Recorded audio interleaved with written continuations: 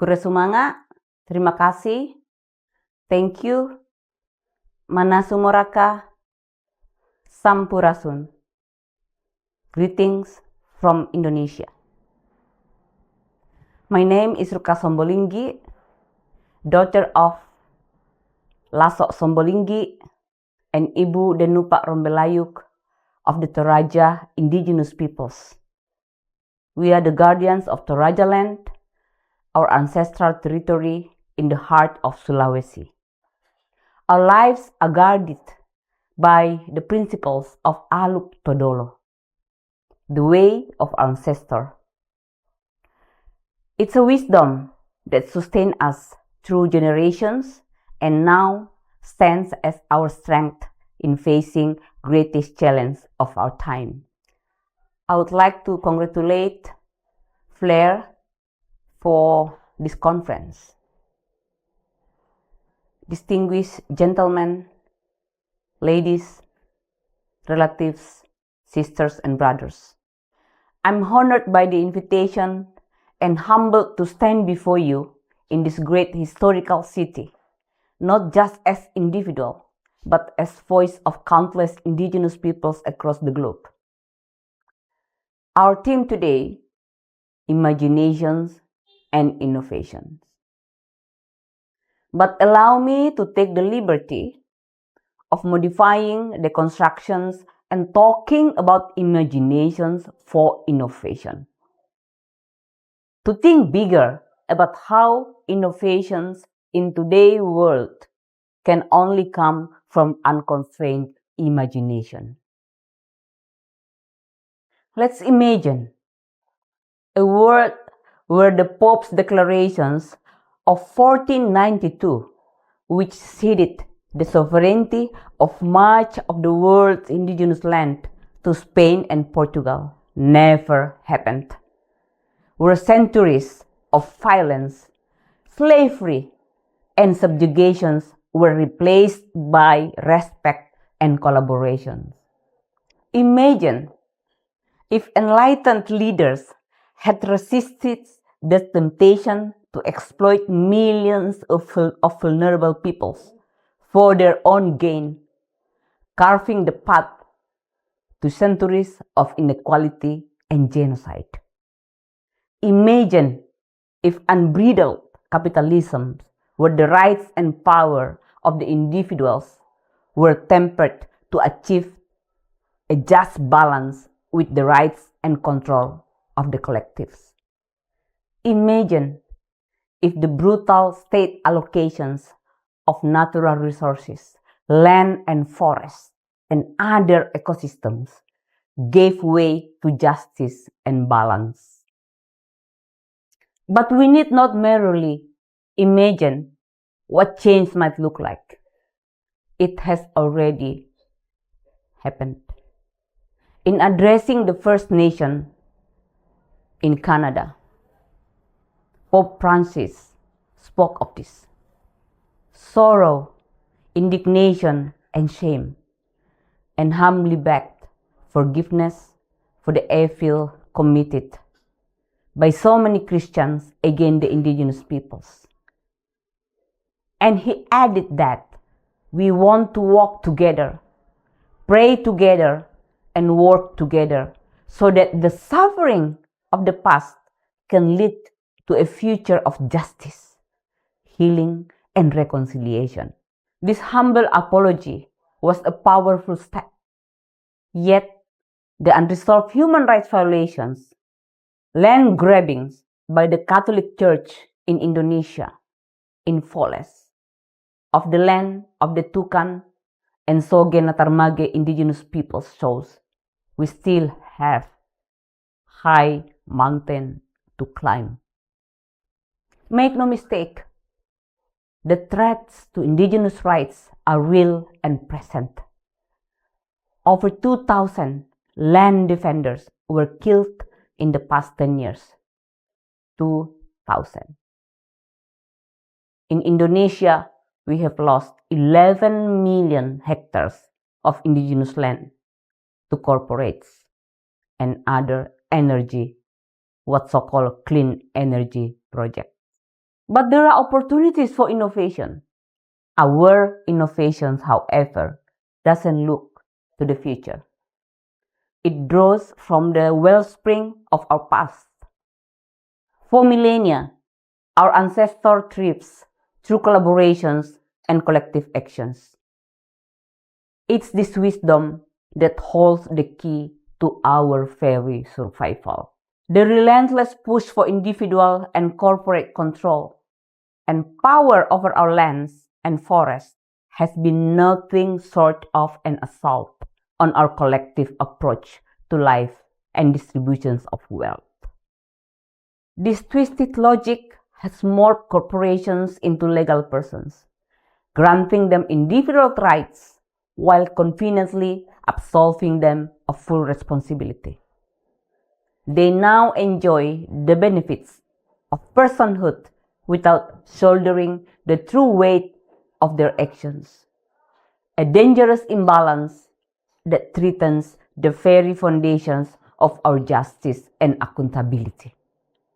Colonial and post-colonial governments, backed by powerful institutions like the World Bank, have ruthlessly championed individual and corporate strangleholds over our collective natural treasures, our lands and forests, and our ecosystem. They have relentlessly pushed an agenda that stripped away indigenous communities' control and trampled sustainable practices. But make no mistakes, we are fighting back. We are challenging this oppressive system head-on, reclaiming our rights to manage our resources sustainably. The sheer volume and depth of research documenting our efforts isn't just impressive. It is a rallying cry for change, a beacon of hope in our struggle for justice.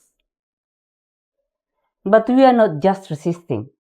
We are reimagining a world where our voices are heard and our rights respected. Community-based resource management is gaining ground, but we must go further. If we are looking for innovations, we must challenge the very core of how the world views nature. The commodification of forests, plantations economy, and now the market for carbon and biodiversity credits. These are not solutions. They are threats in disguise.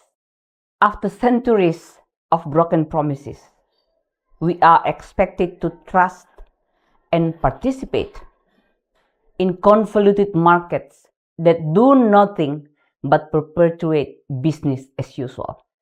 But we have other choices. We must resist the idea that markets, even the one with integrity, are the only answer. Instead, government must step up and facilitate just outcomes and hold corporations responsible for their decades of destruction. We support and reward indigenous peoples for ecosystems we have guarded for millennia and for the benefits that come from these intact systems. These are public goods that deserve protections and respect, not private sector speculations and commodifications. Our water, land, forest, marines, small islands, and air are not commodities to be traded. They are the very essence of our existence, gifts that we must work collectively to protect and benefit from. The carbon market debate reveals a fundamental misunderstanding of nature's interconnectedness. You cannot dismember an ecosystem, carbon, animals, water, air, and sell its part to the highest bidder. This is not integrity. It's desecration. Desecrations of our Mother Earth. A quick review of the conference program reveals a concerning gap. While much of the work presented does shed light on community forests and local livelihoods, enriching our shared knowledge on these critical topics. I noticed that out of 42 sessions, only 3 that explicitly address integrated ecosystem services, and just 1 tackle the crucial issue of indigenous people's roles in carbon market and offsets. Yet, hope persists. In Indonesia, we have made strides of official recognitions in the return of 260,000 hectares of our indigenous territories. We've challenged the central government's claim over our forests, but our fight is far from over. Our biggest challenge, and one that we need advocate and supporters for, is the need for a comprehensive indigenous peoples law to accelerate legal recognitions and protections for our indigenous peoples' rights. We also need support to adapt our lives and livelihoods to a changing climate. And above all, we need to empower our youth, our future guardians of our lands, traditions, our only home, planet Earth. These young people are our future. These young people are our future land and forest managers, and our hope to remain resilient and have future with dignity.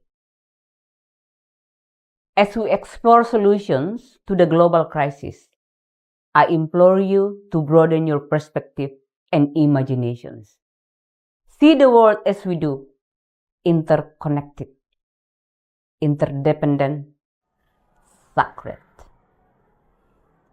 For we are indeed our brothers and sisters keepers, and what we do today echoes through generations.